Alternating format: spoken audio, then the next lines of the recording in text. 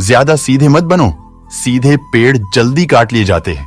आज की कहानी के माध्यम से आपको कुछ ऐसे तरीके पता चलेंगे जिनसे आप धोखा खाने से खुद को बचा सकते हैं। भावनात्मक रूप से कमजोर आदमी का लोग हमेशा फायदा उठाते रहते हैं। हम सब ने देखा होगा, अपने आसपास जो भी इंसान नर्म दिल का होता है, यानी कि भावनात्मक रूप से करुणावान होता है, वह अपनी करुणा बस दूसरों की सहायता तो कर देता है, लेकिन बदले में उसे हमेशा धोखा ही मिलता है। तो क्या एक इंसान को भावनात्मक नहीं होना चाहिए? क्या उसे दूसरों पर भरोसा नहीं करना चाहिए? दूसरों की सहायता नहीं करनी चाहिए? क्या करुणावान और संवेदनशील होना गुनाह है? लेकिन पाया तो यह जाता है कि कोई संवेदनशील आदमी दिल का अच्छा होता है, दूसरों की सहायता करता है, दूसरों का ख्याल रखता है, दूसरों से प्रेम करता है। प्रेम भी तो एक संवेदना ही है, वह भी तो एक भावना का रूप है। तो क्या प्रेम करना भी गलत हो जाता है? और यह तो आप सबको पता होगा कि प्रेम तो आध्यात्मिक साधना का एक बहुत महत्वपूर्ण कदम है। तो किस प्रकार एक इंसान समाज में संवेदनशील, करुणावान और दयालु यानी कि एक अच्छा आदमी बनकर रह सकता है, ताकि लोग उसका फायदा भी ना उठा पाए और वह अपने मन की अच्छाई, अपने मन की कोमलता, करुणा सब कुछ बरकरार भी रख सकें। एक बार एक युवा लड़का जंगल के पेड़ों पर मुक्के मार रहा था। वह बड़े जोर जोर से मुक्के मार रहा था। वह अपने मन का गुस्सा निकालने की कोशिश कर रहा था। शायद उसको किसी ने धोखा दिया था या फिर उसके साथ बहुत बुरा हुआ था, जिससे वह बहुत ज्यादा परेशान था। उसे कहीं भी शांति नहीं मिल रही थी। वह लगातार उस पेड़ पर मुक्का मार रहा था, जिससे उसकी उंगलियां लहूलुहान हो चुकी थीं। उसी जंगल में एक शीतल पानी का झरना था। वहां पर एक भिक्षु रोज संध्या समय स्नान करने आया करते थे। यह उनका नित्य का नियम था। आज जब वह भिक्षु इस रास्ते से स्नान करने के लिए उस जंगल में आया तो उसने उस एल्लाडेजके की हालत देखी। वह जोर जोर से चीख रहा था, रो रहा था और लगातार मुक्के मारे जा रहा था। उस लड़के के आसपास कोई मौजूद नहीं था। इससे उस भिक्षु को उस युवक की चिंता होने लगी। उसने सोचा कि कहीं मैं इसे ऐसे ही छोड़ दूं और कहीं ये खुद को ज्यादा घायल न कर ले।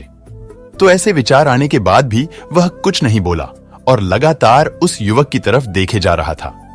भिक्षु एकदम चुपचाप खड़ा हुआ था। उसने युवक से कुछ नहीं बोला, कुछ नहीं कहा, बस वह उसको लगातार देखता रहा। कुछ देर तक तो उस युवक ने उस भिक्षु को नजरअंदाज किया, लेकिन कुछ देर बाद उसे अजीब सा लगने लगा। उसने सोचा, ना तो यह मुझे रोक रहा है और ना ही कुछ कह रहा है, यह तो बस मुझे देखे जा रहा है। इसका क्या मतलब है? बड़ा अजीब आदमी है। ऐसे ही विचार उस लड़के के मन में उठने लगे थे। जब कुछ देर बाद भी वह भिक्षु कुछ नहीं बोला तो लड़के ने अचानक से उससे पूछा कि महाशय, आप अपने रास्ते क्यों नहीं चले जाते? आपको क्या मतलब? आप खड़े हुए मुझे देख क्यों रहे हैं?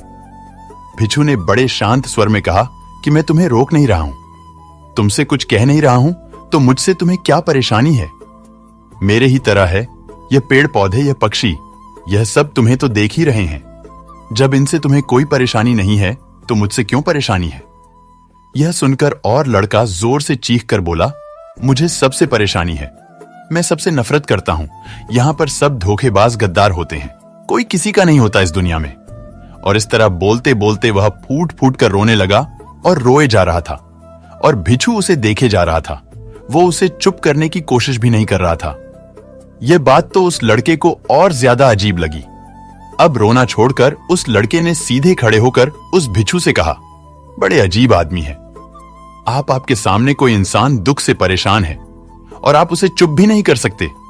आपके मन में बिल्कुल भी संवेदना नहीं है।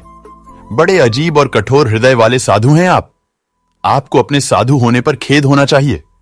और ऐसे ही ना जाने क्या क्या जली कटी बातें वो युवक उस भिक्षु को सुनाने लगा। कुछ देर बाद जब युवक की सारी भड़ास निकल चुकी थी, तब भिक्षु ने बड़े ही शांत स्वर में कहा कि आज मैं तुम्हें कंधा दे सकता हूं, तुम्हारे आंसू पोंछ सकता हूं, लेकिन इससे तुम्हारी समस्या का समाधान नहीं होगा। कुछ देर के लिए तुम्हारा मन बहल जाएगा, बस उसके बाद वही जिंदगी, वही लोग जो तुम्हें आज कंधा देने के लिए भी तुम्हारे पास नहीं है। फिर से तुम उसी जिंदगी में लौट जाओगे। कोई तुम्हें धोखा देगा। कोई तुम्हारा फायदा उठाएगा और तुम अपने मन को ऐसे ही तकलीफ पहुंचाते रहोगे। तो आंसू पोंछने की बजाय तुम्हें मुझसे कुछ ज्ञान की बातें लेना चाहिए, जिससे तुम्हें जीवन में कोई भी धोखा ना दे सके, तुम्हारी अच्छाई का कोई भी फायदा ना उठा सके। याद रखना, आंसू पोंछने वाले तो तुम्हें बहुत मिल जाएंगे, लेकिन ज्ञान और सही समझ देने वाला कभी कभी कोई इंसान मिलता है। भिक्षु ने उसे बताया कि मैं पास ही के झरने में स्नान करने के लिए जा रहा हूं। बड़ा ही शीतल पानी है वहां का। अगर तुम चाहो तो तुम भी मेरे साथ चल सकते हो।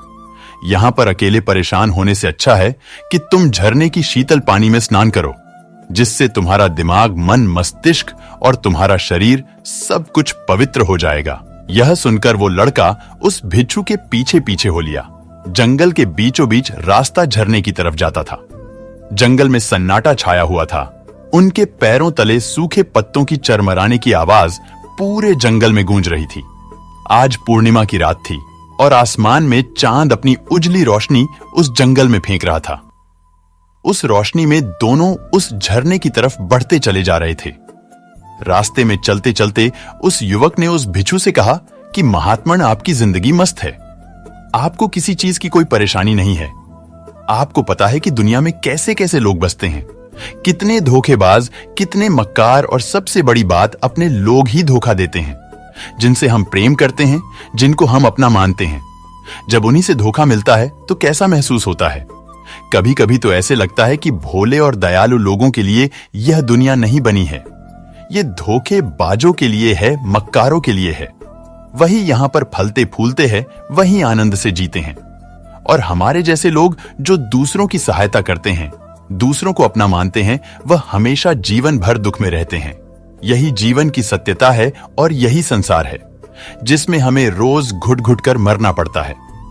आपने सही किया, ऐसे जिंदगी को त्याग दिया, पीछे छोड़ दिया। अब बस अपने में मस्त, किसी से कोई परेशानी नहीं है, किसी की कोई चिंता नहीं है। मैं भी सोचता हूं कि मैं भी संन्यास ले लूं। छोड़ दो इस दुनिया को। यह सुनकर उस भिक्षु ने कहा कि तुम्हें क्या लगता है, सन्यासी जीवन बहुत आसान होता है। भिक्षु ने बड़े शांत स्वर में कहा कि तुम्हें तो 2 वक्त की रोटी तो शांति से मिल जाती है, हमें तो कभी कभी वह भी नसीब नहीं होती। अगर भिक्षु मिल जाती है तो हम खा लेते हैं, वरना हमें तो भूखा ही सोना पड़ता है। यही सन्यासी जीवन है, हमें हमेशा नीचे सोना पड़ता है, सिर्फ एक लंगोट में रहना पड़ता है। चाहे कैसा भी मौसम क्यों ना हो, तो यह सब तुम्हें आसान लगता है, तो तुम भी सन्यासी बन जाओ। युवक ने कहा कि आप कहते तो ठीक ही हैं, संघर्ष तो दोनों तरफ है, सांसारिक जीवन में भी और सन्यासी जीवन में भी। वैसे सांसारिक जीवन भी अच्छा है, लेकिन तब तक जब तक घर परिवार में सुख शांति बनी रहे, धोखा ना मिले, हमारे लोग हमारा फायदा ना उठाएं, हमसे झूठ ना बोले, हमें धोखा ना दे, तब तो जीवन जीने का आनंद होता है, वरना तो जीवन नर्क हो जाता है। भिक्षु ने कहा, देखो, सन्यास अपने मन से लिया जाता है। जब हमारा मन कहता है कि हमें सन्यास के मार्ग पर सफलता हासिल करनी है, आगे बढ़ना है, तो ही सन्यासी जीवन सफल हो पाता है। लेकिन तुम अपने घर से परेशान होकर, दूसरे लोगों से परेशान होकर सन्यासी बनना चाहते हो, तो तुम्हारा सन्यासी जीवन भी कभी सफल नहीं होगा। इससे अच्छा तो तुम सांसारिक जीवन में अगर कुछ तरीके, कुछ नियम अपनाओ, तो दूसरे लोग तुम्हें धोखा नहीं दे पाएंगे। सबसे पहले तो यह समझो कि धोखा उन्हें ही मिलता है जो भावनात्मक रूप से कमजोर होते हैं, जिनका दिल जल्दी पिघल जाता है, जो दूसरों को दुख में नहीं देख पाते। ऐसे लोगों के साथ धोखे होने की संभावना ज्यादा होती है, क्योंकि कोई भी आदमी अपनी परेशानी बताकर, अपने को दुख में बताकर तुम्हारा फायदा उठा सकता है। क्या पता वह झूठ बोल रहा हो, वह दुखी होने का अभिनय कर रहा हो, लेकिन आपको तो सच ही लगेगा। और उसके बाद कुछ समय बाद आपको पता चलता है कि आपके साथ धोखा हो गया। उसके बाद आपका मन अंदर से टूट जाता है। इसीलिए सबसे पहले बात ध्यान रखना कि किसी भी व्यक्ति को यह एहसास मत होने दो कि तुम भावनात्मक रूप से कमजोर हो। अंदर से तुम्हारा दिल नर्म है। अगर उन्हें यह कमजोरी आपकी पता चल गई, तो वह कोई ना कोई जाल रचकर आपका फायदा उठाने की जरूर कोशिश करेंगे। चाहे आप अंदर से संवेदनशील हो, दूसरों की मदद करने वाले हो, लेकिन किसी को एहसास मत होने दो, ऊपर से कठोर बने रहो। जब लोगों को लगेगा कि इससे कुछ बोलने का फायदा ही नहीं है, यह आदमी कठोर है नहीं, पिघलेगा तो खुद ब खुद वो लोग जो झूठे हैं, जो मक्कार हैं, वो आपके पास आएंगे ही नहीं। वो उन्हें चुनेंगे जो उनके आसान शिकार होंगे। दूसरी बात समझने की यह होती है कि हम बहुत जल्दी दूसरों पर विश्वास कर लेते हैं और हमारी जल्दी विश्वास करने की आदत ही हमें हानि पहुंचाती है। 2 दिन तुम्हें किसी से मिले हुए नहीं होते हैं और तुम एक दूसरे के हो जाते हो, एक दूसरे पर पूरा भरोसा करने लग जाते हो और यह भरोसा तीसरे दिन टूट भी जाता है और फिर तुम्हें धोखा मिलता है और फिर तुम परेशान होते हो। इसीलिए समय दो किसी भी चीज को, किसी भी रिश्ते को आगे बढ़ाने के लिए। समय की जरूरत होती है। समय के साथ तुम्हें सामने वाले इंसान की अच्छाई और बुराई पता चलती है। तब तुम्हें पूर्ण रूप से पता चलता है कि इंसान वास्तव में कैसा है, अच्छा है या बुरा है, और वह कुछ समय देने के बाद ही होता है। इसीलिए जल्दी किसी पर विश्वास मत करो। अगली पहचान या अगला तरीका समझने के लिए तुम्हें ऐसे लोगों को समझना होगा जो दूसरों की चापलूसी करते रहते हैं। कुछ लोगों की आदत होती है चापलूसी करने की। आपके सामने आपकी बेढ़ाई करेंगे, आपके बारे में अच्छा अच्छा बोलेंगे और आपको लगेगा कि यह इंसान कितने अच्छे हैं, मेरे से कितना प्यार करते हैं। लेकिन वास्तव में उनकी वह चापलूसी एक जाल होती है ताकि वह आपका दिल जीत सके। और उनको चापलूसी करने का मौका तभी मिलता है जब आप दिखावा करते हैं। अगर आप उनकी चापलूसी से प्रभावित ही नहीं होंगे तो कुछ समय बाद वो चापलूसी करना बंद कर देंगे। इसीलिए किसी के सामने दिखावा मत करो, वरना आप तो आकर्षण के केंद्र बन जाते हो। लोगों को लगता है कि शायद इसके पास बहुत ज्यादा धन संपदा है, इसीलिए इतना दिखावा कर रहा है। और इसी वजह से जो लोग आपका फायदा उठाना चाहेंगे वो आपके करीब आने की कोशिश करेंगे, आपके चापलूसी करने की कोशिश करेंगे। अगला नियम बताते हुए भिक्षु ने झरने की तरफ इशारा किया। वो झरने के पास पहुंच चुके थे। युवक को भी एहसास हो चुका था क्योंकि वहां पर ठंडी ठंडी हवा चल रही थी। ढलान की तरफ जाते हुए भिक्षु ने कहा कि सांसारिक जीवन में एक बात समझने की यह होती है कि हम जिसकी सहायता कर रहे हैं, चाहे किसी भी रूप में, धन से, शारीरिक रूप से या जिस भी अवस्था में हम किसी की सहायता कर रहे हैं, तो हमें यह ख्याल रखना चाहिए कि सामने वाला वापस कभी भविष्य में हमारी सहायता करने योग्य है कि नहीं है। अगर किसी को पैसा उधार दे रहे हो तो यह समझो कि उसके पास आय का कोई साधन है कि नहीं है। कल भविष्य में वह तुम्हें वापस कर पाएगा कि नहीं कर पाएगा। अगर वह नहीं करेगा तो तुम्हें तकलीफ होगी, तुम्हें दुहक होगा। ऐसे तो इंसान करुणावश भिखारियों को भी भीख देता है, लेकिन वह गलत नहीं है, क्योंकि जो भी पैसा आपने सामने वाले को दिया है उससे आपके ऊपर कोई ज्यादा प्रभाव नहीं पड़ेगा। अगर वह आपको वापस भी नहीं लौटाएगा तो अगर किसी ऐसे इंसान को पैसा देना है जो कभी वापस नहीं लौटा पाएगा, तो उतना ही देना जिससे तुम्हारे ऊपर ज्यादा दबाव न बने। अगर वो वापस भी न लौटाए तो तुम्हें ज्यादा दुख न पहुंचे। अब तक वो दोनों झरने पर पहुंच चुके थे। दोनों ने अपने कपड़े उतरे और उस झरने के शीतल पानी में कूद पड़े। पानी बहुत ठंडा था। उन दोनों की सारी थकन, सारी उदासी पल भर में ही दूर हो गई। स्नान कर लेने के बाद दोनों एक पेड़ के नीचे उस झरने के सामने बैठकर बातें करने लगे। भिक्षु ने उसे आगे समझाते हुए कहा कि शुरुआत में लोगों को नजरअंदाज करना सीखो। जब तुम किसी को शुरुआत में नजरअंदाज करते हो तो जो भी लोग किसी लालच की वजह से तुम्हारे पास प्रभावित हो रहे थे, अब वह नहीं होगा। जब तुम उनको नजरअंदाज करोगे तब तो 1-2 बार लोग तुम्हारे पास आने की कोशिश करेंगे, उसके बाद वो तुमसे दूरियां बना लेंगे। और जो आदमी तुम्हारी इंसानियत, तुम्हारी अच्छाई देखकर तुम्हारे पास आएगा, वो नजरअंदाज करने के बावजूद भी तुम्हारे करीब ही बना रहेगा।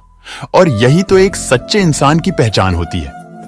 जो हमारे अपने होते हैं उनसे हम LDDH भी लेते हैं, झग डडाच भी लेते हैं, उसके बावजूद भी वो हमारी बातों का बुरा नहीं मानते हैं। चाहे थोड़े समय के लिए वह हमसे नाराज रहे, लेकिन कुछ समय बाद फिर से हम एक हो जाते हैं। और यही तो घर परिवार का मतलब होता है, यही तो अपनों का मतलब होता है।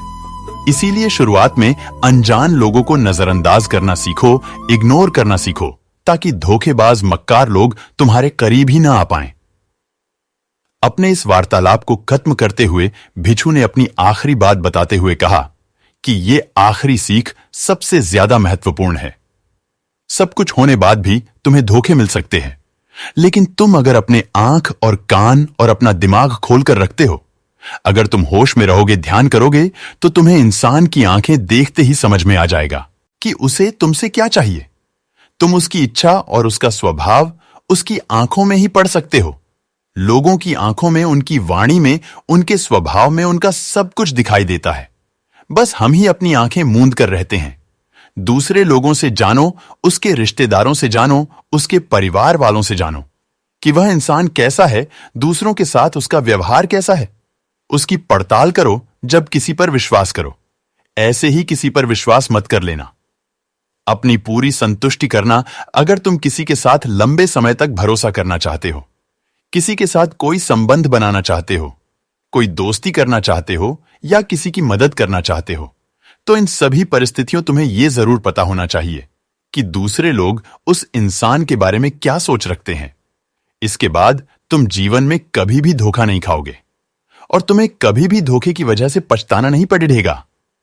इसी तरह की बातें करते हुए भिक्षु और वो एल लेडाका दोनों जंगल से बाहर आ गए, अपने अपने घर को चले गए। दोस्तों, अगर ये बातें आपको थोड़ी सी भी अच्छी लगी हो ना, तो इस वीडियो को एक लाइक जरूर करिएगा और अपने फैमिली मेंबर के साथ शेयर जरूर करिएगा। इस चैनल को सब्सक्राइब भी आप कर सकते हैं, नीचे लाल बटन को दबाकर। मिलते हैं और अच्छी वीडियो के साथ, तब तक के लिए अपना ध्यान रखें।